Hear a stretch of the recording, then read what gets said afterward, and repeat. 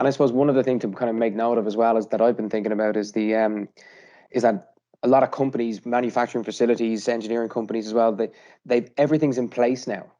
Mm. As in like all of last year was putting processes and strategies in place to protect staff and employees, from COVID, but give them the facility to be able to work on site as well.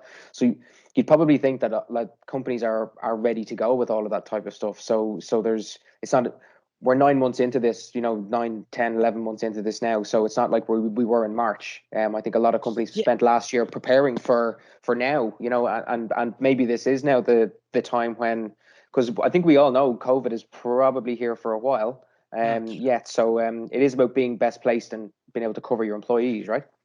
Yeah, 100%. And when you're talking about covering employees, even like from new starters through to seasoned veterans and CEOs of companies, some manufacturing companies that we've worked with are ingenious in how they're doing their inductions. Some companies have really struggled in this space.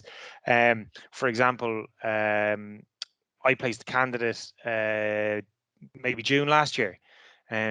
And he was really worried about doing a virtual induction. HR had never done a virtual induction. He hasn't returned to site, and I'd keep in touch with the candidates like we all do to see how they're getting on. Hopefully things are going well. And I really feared for him because they'd never done a virtual induction. He was terrified. And literally they've come up with an absolutely amazing plan. He hasn't met anybody in his team. He's physically met anybody, Wow. Okay.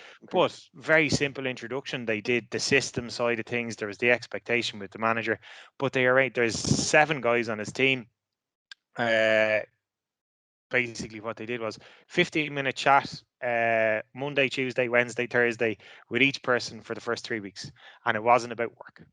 And that's so important as well, like, because it onboarding people at the moment is a whole section in itself, like, and making people feel comfortable, because the situation you described there, I'm sure it's not uncommon. I'm sure the majority of people who've started with companies now are probably doing something similar, but from a client's perspective, or an employer's perspective, it's about making sure that you have those processes and procedures in place, because candidates will make opinions on those types of things, and they will welcome and appreciate the involvement that those clients take when they're actually onboarding people. So that's kind of interesting that you can do it in manufacturing as well as doing it in, say, like an accounting job or an IT job. It's a process, really, right?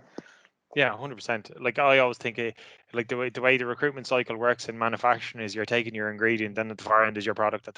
Your product comes out the process. So again, it's the same thing. They've just looked at the ingredient in the candidate coming in, how we can get through the process, and the ingredient is his output at the end, or his or her output at the end. So yeah, they seem to be getting it very right.